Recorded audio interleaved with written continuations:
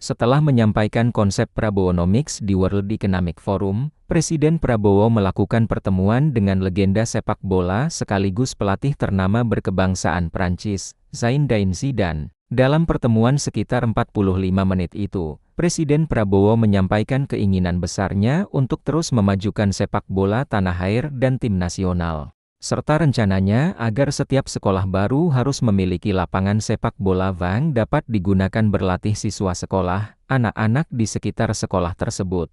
Presiden Prabowo juga meminta masukan dan saran sang maestro Zidane terhadap perkembangan sepak bola nasional. Ya, pemirsa, Presiden Prabowo Subianto memperkenalkan Badan Pengelola Investasi Danantara dalam ajang World Economic Forum di Davos, Swiss. Prabowo menyatakan kehadiran Danantara telah membuat Indonesia setara dengan negara-negara maju lainnya di dunia dan siap menjadi mitra global. Excellencies, distinguished friends, in addition to requiring peace and stability, growth requires statecraft and capital, in particular the efficient allocation and reallocation of capital. That is why last February we established our sovereign wealth fund, Danantara Indonesia. Danantara means the energy to power the future of Indonesia. Danantara is a sovereign wealth fund with $1 trillion in assets under management. With Danantara, I can stand here in front of you.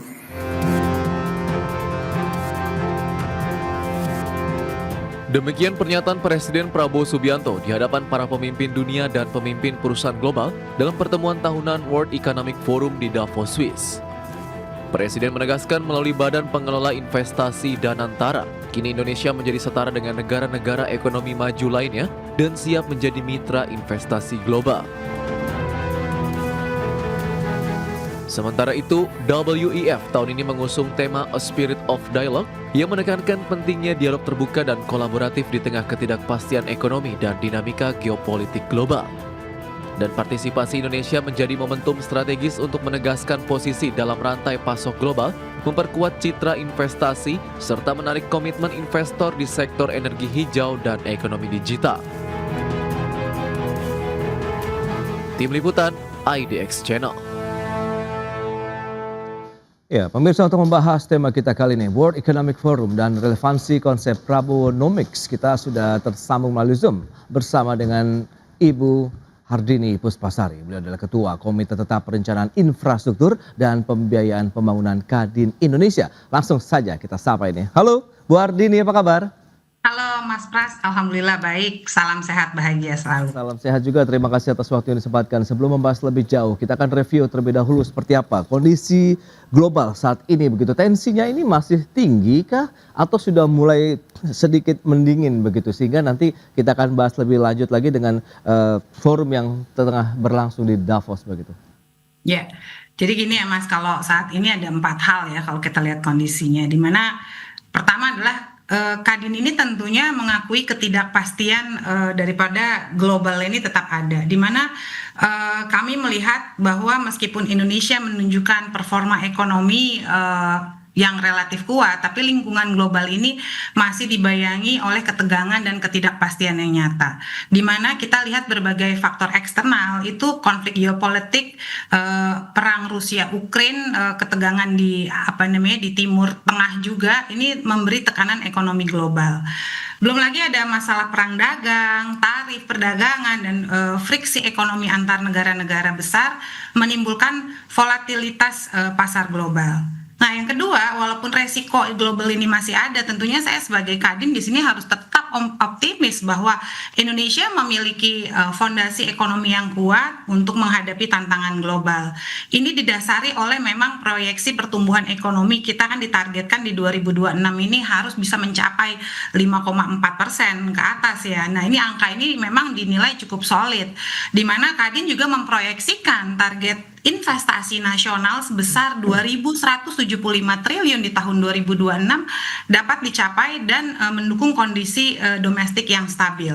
Nah, kalau kita lihat dari sentimen pelaku usaha menurut survei internal, Kadin ini juga masih condong optimis walaupun adanya ketidakpastian situasi ini. Nah, yang ketiga, strategi Kadin menghadapi ketidakpastian global. Kadin tidak hanya mencatat tantangannya saja, tapi bagaimana strategi dalam hal memperkuat iklim investasi di domestik, termasuk efisiensi regulasi dan dukungan infrastruktur, mendorong konsumsi domestik sebagai mesin pertumbuhan utama ekonomi, gimana meningkatkan juga kerjasama antara pemerintah dan sektor swasta untuk mitigasi dampak eksternal. Nah, yang keempat dalam hal ini konteks ekonomi global secara makro, ini nggak hanya Kadin ya, tapi lembaga internasional seperti Organization for Economic Cooperation and Development (OECD) ini juga memperingatkan bahwa meskipun pertumbuhan global terus berlanjut, resiko tetap tinggi dari sisi geopolitik, perdagangan, pasar finansial yang rentan terhadap shock eksternal.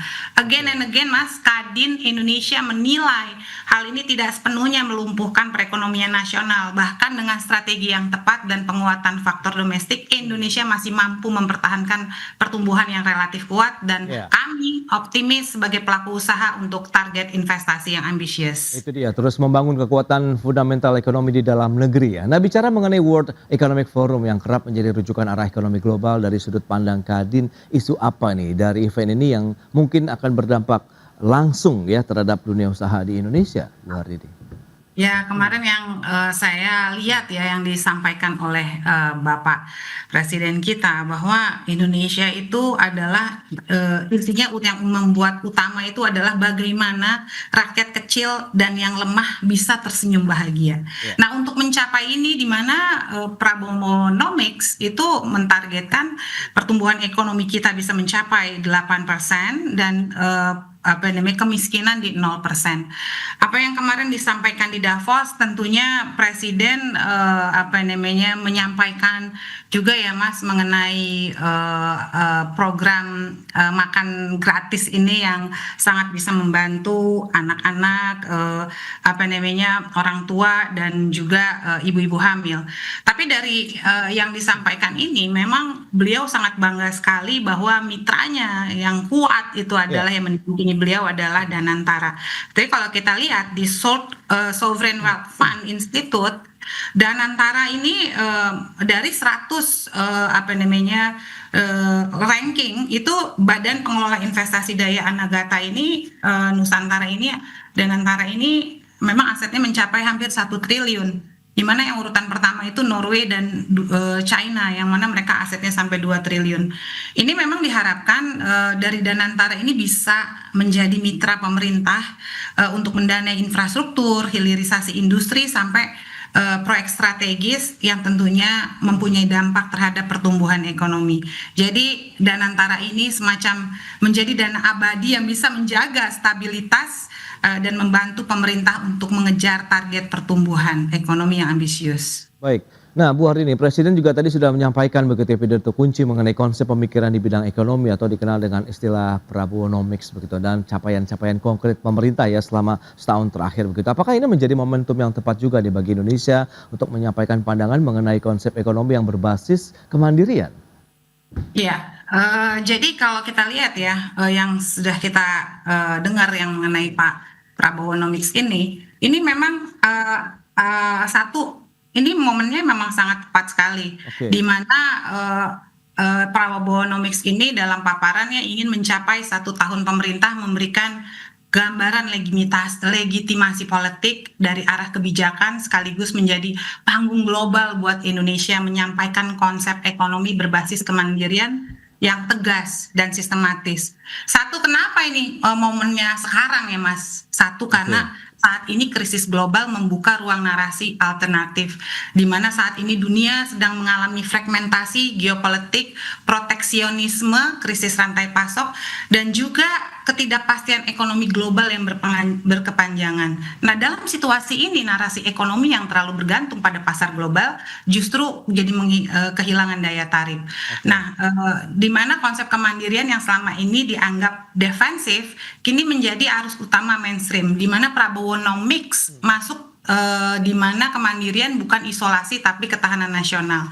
Dalam hal ini capaian konkret memperkuat kredibilitas narasi di mana adanya penguatan pangan terutama beras dan jagung, kebijakan penghapusan kredit macet UMKM, terus beliau juga menyampaikan mengenai cek kesehatan gratis dan makan bergizi, dan beliau juga bangga dengan adanya sekolah rakyat dan keberlanjutan hilirisasi dan penerbitan kawasan hutan. Ini penting sekali karena kemandirian ekonomi hanya dipercaya dipercaya dunia jika terbukti di dalam negeri. Gitu, Mas. Oke, kita akan bahas lebih jauh nanti seperti apa sih di tengah ketidakpastian ekonomi global saat ini, begitu Bu Hardini. Apakah Prabowonomics ini bisa memberikan kepastian, optimisme baru bagi pelaku usaha di Indonesia khususnya? Kita akan bahas lebih jauh nanti di segmen berikutnya. Kita akan jeda dulu sebentar ya. Dan pemirsa, tetaplah bersama kami.